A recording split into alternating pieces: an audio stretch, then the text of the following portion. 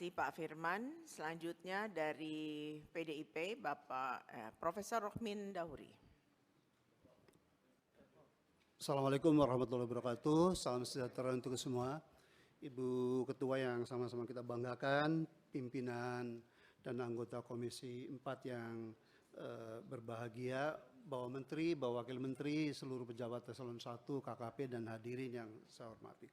Pertama, kami dari fraksi PD Perjuangan tentunya mengapresiasi karena fakta empiris menunjukkan bahwa instansi yang gerak cepat untuk menindak soal pagar laut, Bu Ketua, adalah memang KKP melalui Direktur Jenderal PSDKP. Tapi cacatan yang keduanya, Pak Menteri, jujur karena kita sepakat bahwa antara Komisi 4 dengan KKP akan tandem yang produktif. Ini kayak layu sebelum berkembang, Pak. Jadi kita harus sepakat bahwa kasus pagar laut itu tidak ecek-ecek dan objektif utama, the ultimate goal of memberantas pagar laut itu adalah menangkap aktor intelektual, Pak. Karena tujuan kita, Pak Menteri, seperti Pak Menteri saya kira sepakat, adalah untuk memberikan efek jera. Dan yang kedua adalah supaya arogansi dan brutalitas dari oligarki di Indonesia itu berhenti, Pak. Karena soal pagar laut reklamasi not only di Tangerang dan Bekasi, itu di Rempang, di Batam, ya, di Surabaya dan seterusnya. Dan oligarki yang dimaintain selama 10 tahun terakhir itulah menyebabkan kemiskinan di Indonesia. Memang kalau BPS katakan, Bu Ketua, yang miskin dengan 9% lagi, tapi garis kemiskinannya terlalu rendah, terlalu munafik tuh. Hanya 580.000 per orang per tahun, Pak Menteri, Bu Ketua. Tetapi kalau garis kemiskinannya sesuai dengan realitas, yaitu $96 per orang per bulan atau 1,5 juta, yang miskin, Pak Menteri, 112 juta itu. Apa prestasi pemerintah kita atau yang miskin itu?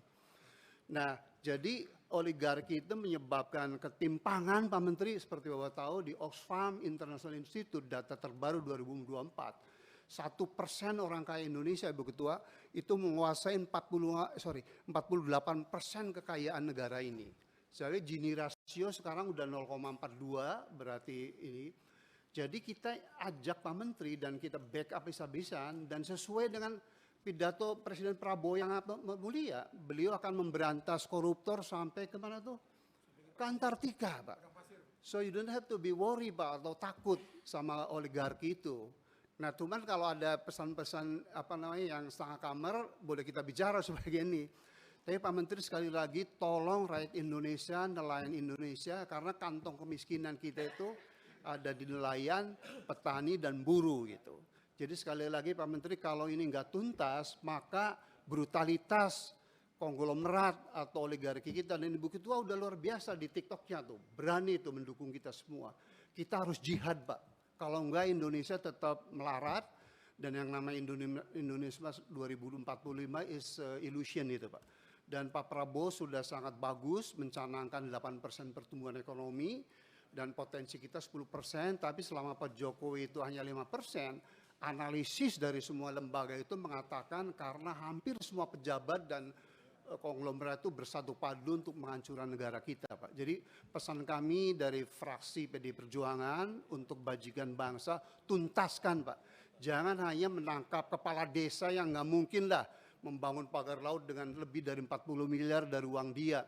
Nggak mungkin lah dia menyumbangkan 48 miliar. Dan seperti Pak Firman dan Pak Rajif katakan, ini sangat memalukan, Pak. Kalau kasus pidananya udah jelas, tetapi kita hanya menuntut kasus perdata administratif, Pak. So efek jerah nggak akan timbul, Pak, dan negara kita akan begini terus. Iya, kok nggak tepuk tangan sih? Tepuk tangan. Jadi Pak Menteri nggak usah takut, Pak. Ibu Ketua sangat powerful ya, dan Pak Prabowo pun niatnya sangat suci ya. Harusnya nggak ada lagi pejabat tinggi negara yang takut sama oligarki itu, Pak, gitu ya. Dan yang berikutnya adalah bahwa kasus Tangerang dan Bekasi juga Rempang, Pak, bukan hanya sekedar pagar lautnya, Pak. Pak Nusron Wahid sudah mengatakan bahwa semua HGB dan SHM yang dikeluarkan ilegal, Pak, melanggar hukum. Dan Pak Victor, Dirjen Bapak harusnya menjadi pahlawan, Pak, itu melanggar ya kan undang-undang tentang pulau-pulau kecil dan wilayah pesisir bahwa di situ nggak boleh reklamasi gitu. Dan pola oligarki untuk reklamasi itu selalu gitu, pagar dulu baru ada sedimentasi dibangun Pak gitu. Nah jadi kita serius Pak, insya Allah Bapak dapat pahala besar dan jaminan masuk surga ya, dan akan menjadi Menteri KKP yang terbaik. Itu satu hal soal pagar laut. Kedua, jujur Pak, kalau dari 5 program utama KKP, yakni perluasan kawasan konservasi, penangkapan ikan terukur, pengembangan budidaya, yang keempat itu pengawasan, yang kelima itu bersih-bersih sama plastik Pak, itu kok lebih dari 60% programnya rem semua Pak, soal lingkungan.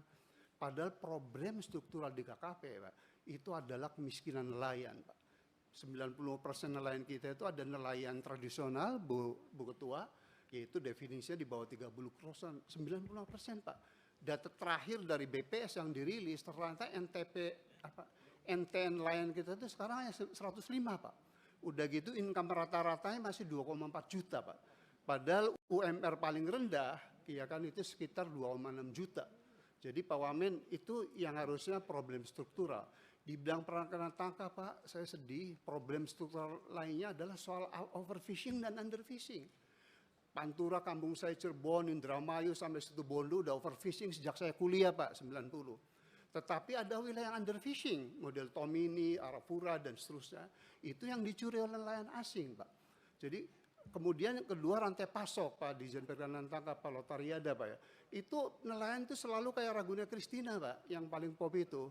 Jatuh bangun Pak, kalau lagi enggak hasil panen harganya tinggi, begitu nelayan itu panen harganya mendadak sontak tinggi.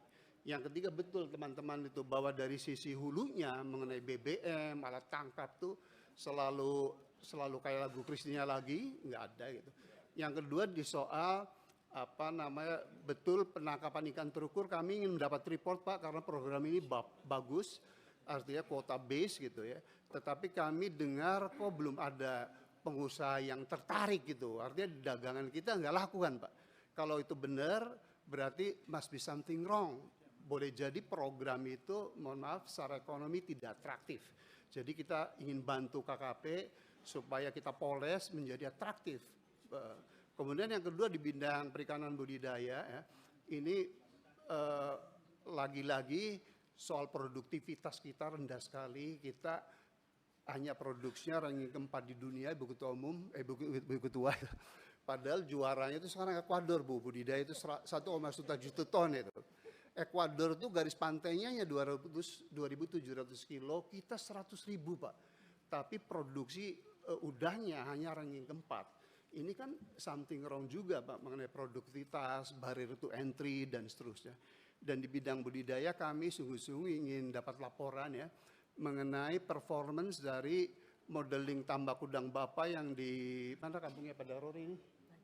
Di Kebumen Pak. Itu kan dananya kalau saya baca laporan hampir 300 miliar. Padahal anggaran di Dijen Budidaya tahun lalu itu hanya sekitar 900 miliar. Jadi sepertiga tersedot ke Kebumen. Padahal fungsi APBN itu yang utama adalah untuk infrastruktur, kemudian regulasi dan pengembangan sumber daya manusia gitu.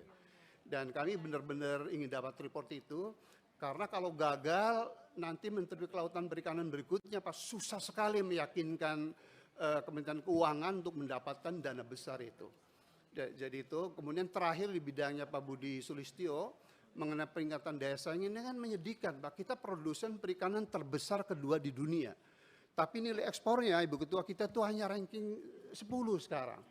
Ternyata setelah saya lihat kita hanya mampu mengekspor sekitar 1 juta ton Pak Budi itu. Dari sekitar 23 juta ton produksi perikanan Indonesia. The second largest on earth gitu. Pasti di situ tuh ada problem daya saing gitu ya.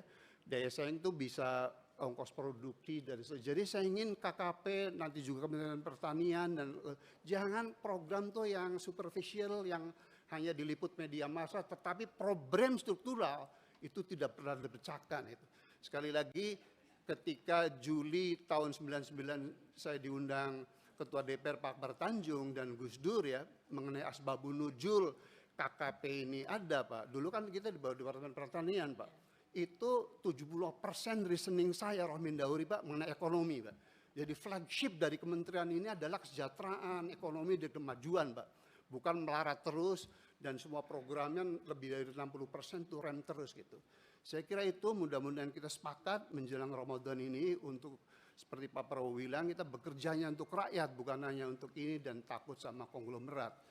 Terima kasih. Wallahul muwaffiq ila thoriq. Assalamualaikum warahmatullahi wabarakatuh.